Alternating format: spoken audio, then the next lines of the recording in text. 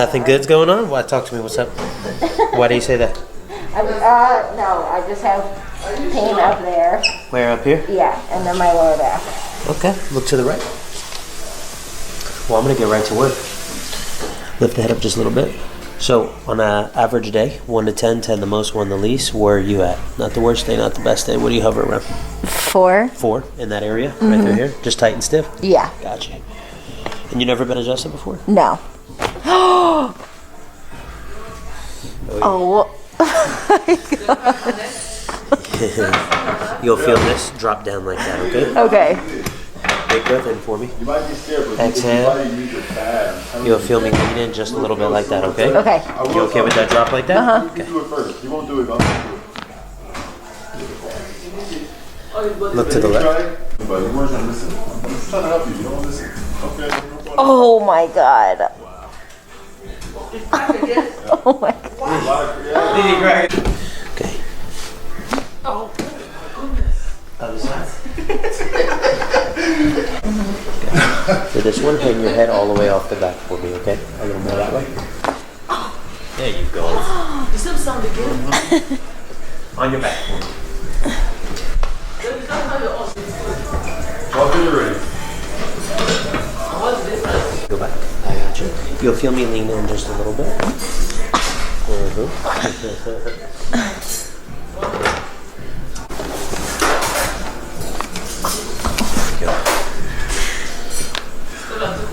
that your hand that just cracked? Yeah. That was a loud one.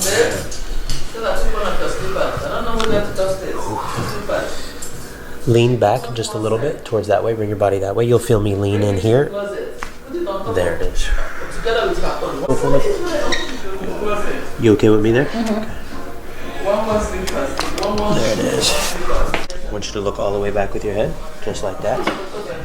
And what I want you to do is with the back of your head, push down into that headpiece for me. Push, push, push, push, push. Good. One more, push, push.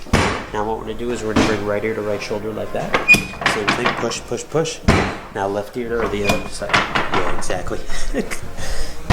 Beautiful. Breathe. Good.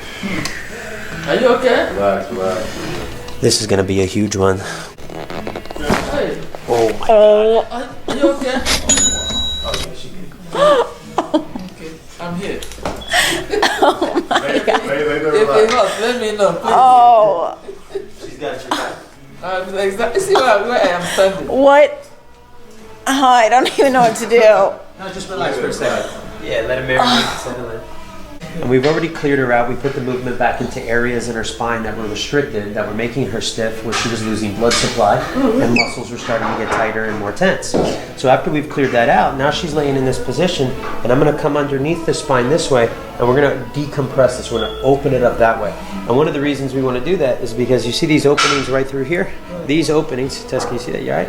It's just still settling in? Yes. Okay, these openings right here, that's what we're trying to maximize. We want to get that real estate as open as possible because that's where all the nerve and blood supply runs through. Okay. So that's what that last adjustment really addresses, okay? Oh. So here what we're doing is just bringing her through a range of motion, normal movement, like looking to the right, looking to the left, looking down, looking up, and moving it into different segments of the spine to just reinforce really good, healthy movement. Losing movement in the spine is the first step to the body breaking down, aging, getting tighter, stiffer, not getting the nutrition to the brain that it needs, etc. It all starts right here in the backbone, you know? Now, my first passion is sharing what I do with not only the people in my community, but in the world. And this is an awesome platform which allows me to do that. So I'm really grateful. I hope you continue to watch. My second passion, though, I want to share with you as well. My first motto is adjustments don't lie, but my second is movement doesn't either. And I want to share with you some unorthodox, some outside the box thinking on different ways to move weights and move your body that I think you can get value from. So like it, love it, drop a comment, subscribe, do everything you're supposed to do, but hopefully more than anything else, you get a little snippet out of it and then can apply it to your life. Enjoy. If I clock in, I'm my best. If I'm not there, you know why. There it is. A lot of recruitment going on here too. Beauty of having two trap bars is we can do a light loaded unilateral, right, rotational movement there. That's going to very quickly come back around to a heavier loaded deadlift, which would be a flat-footed deadlift, but we want that load. We want you to feel that resistance in that weight, right?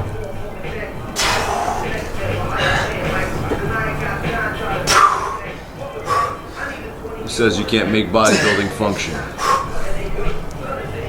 Ooh. Ooh.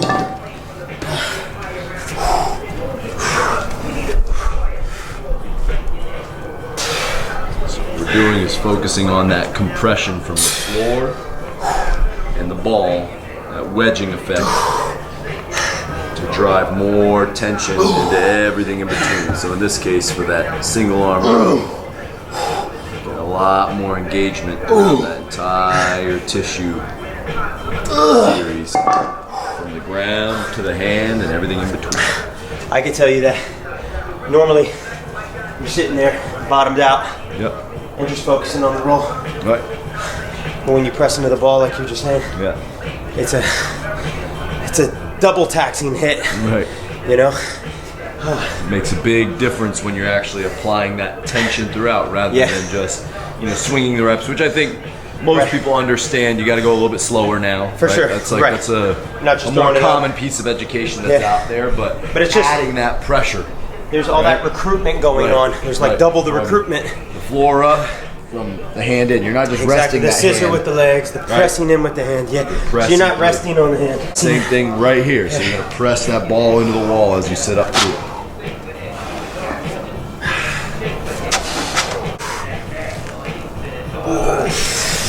Those lats are getting a little bit more work, so chest, lats, back, plus abs.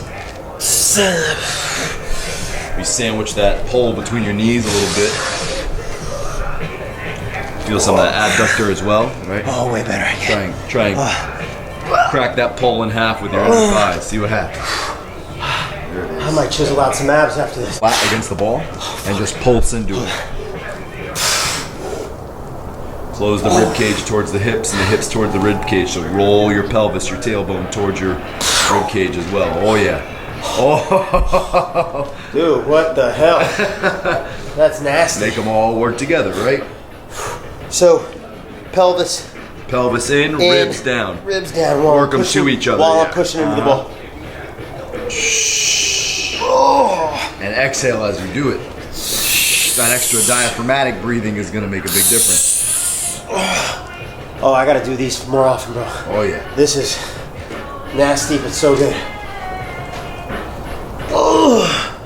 Don't go all the way up, though, right? No, just keep it a pulse. You already did the all the way up, right? So think of this like a drop set. Shit. Right? Oh, shit.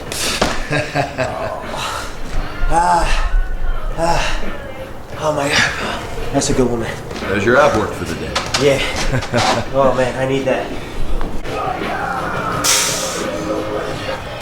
Get up on that toe. Both toes? Yep. Okay. Toe.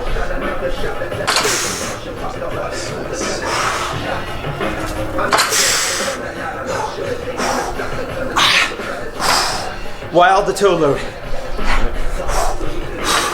Get up onto the ball of that foot. That arch has to engage, which tells that glute to engage, which tells that lat to engage, which tells you to fire force up and out, right? That's why we're using that coiling motion down on one side, up on the other, to transfer that up and out force. That's where the movement efficiency comes from, right? As we step from one foot in front of the other, we're using those arches to feel the ground to tell the rest of our body, right? Everything above the ankle, the knee, the hip, to turn on, right? So, toe loading throughout your workout, when it can be applied, is more than just reinforcing arch and feet and conditioning for the feet. Full body strength. Full body. Full body strength. Well, people compartmentalize it. Right. I think just because they're doing that, it's only for the foot. Right. No, I don't think they understand the big picture that you're talking about. It's a kinetic chain, right? And your foot is the brain of that chain, right? So it's the brains of the outfit. If you're not going out of your way to engage your feet, it's good to do isolated foot and ankle drills. That stuff's great. Right. Right? But now integrate it into actual locomotive movement, right? Force-driven movement. right? Because a lot of times we see people get injured because they don't have the ability to control force or do something that requires pretty significant coordination from the ball of their foot. Right. Even the greatest athletes in the world, how many non-contact related injuries do you see where the foot goes, then the knee goes, or the foot is immobilized and then the knee goes? What happens more, non-contact or contact? Probably. I would, Probably less I would say a contact, lot more non-contact Non-contact? happens Yeah. than people imagine or think. Right? So, on a previous video, you talked about the vestibular system and balance and all of that. So, it's something without going through anything too complex. Yeah. Just toe loading Yeah. is still working the balance Absolutely. and challenging that whole dynamic. Yeah. Try standing on one foot, and then try standing on one foot on the ball of your foot and balancing there. Yeah. Right? Can you balance on one foot That's a good one, with man. your heel off the Versus ground? just tippy toe. Right. Really just. Yeah.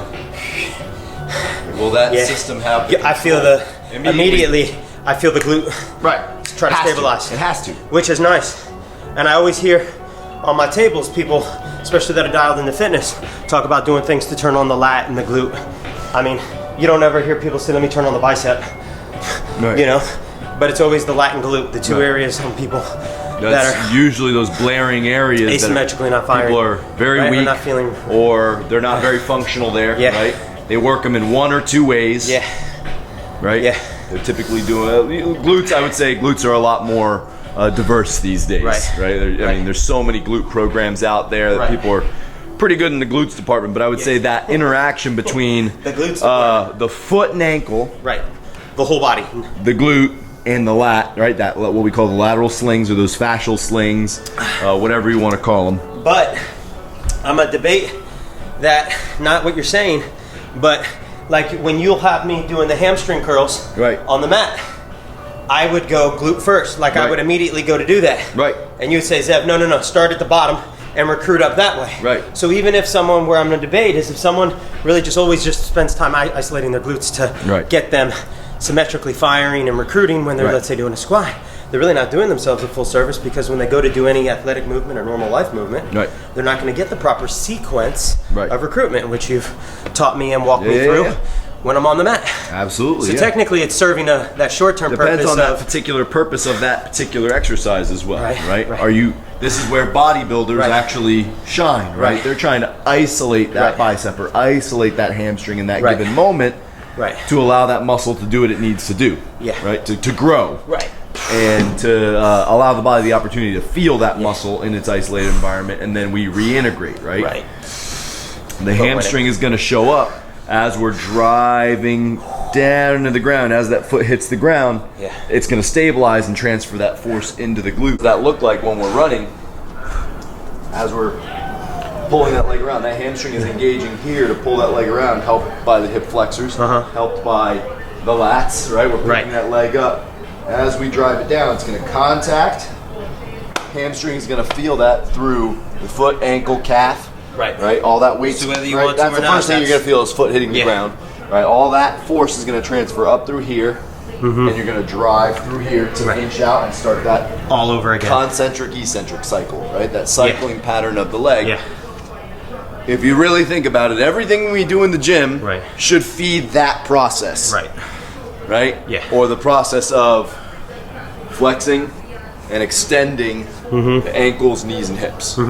That's how we survive. That's how we function as human Yeah. beings. We Yeah. walk, run, sprint. Yeah. We squat, lunge, hinge, twist, right? But all those things are a combination of these little motions happening, right? Ankle Right. doing this, Yeah. knee doing this, right? Hip doing this, or any combination sure. of all this stuff. For sure. That's the stuff that we break down into the gym and all these little Right. exercises and Right. train it. Yeah. What is the purpose of each of those exercises? To drive all of this to move better, Yeah. right? Especially Makes when a it lot has of to sense. change direction and Yeah.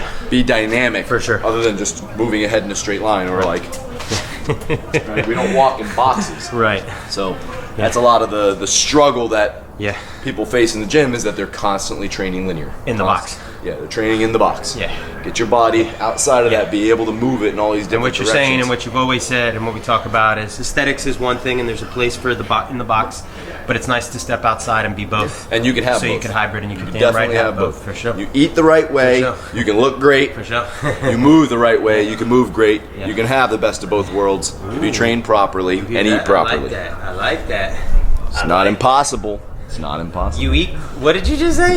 Dude, that is so good. You eat the right way, you can look the way great. you want to look. Yeah. You move the right way, you can move great. That's good. Nothing. That's good. Did There's you just nothing come up wrong- with that? Nothing wrong with having Because, both. dude, that needs to be on something. That is good.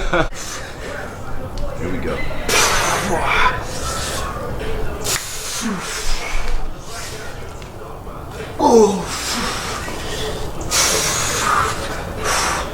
Alright, so say I want to switch this exercise and just help you out with a little bit more hip mobility or like Okay. overhead mobility. Right. Drop your heels to the ground. Okay.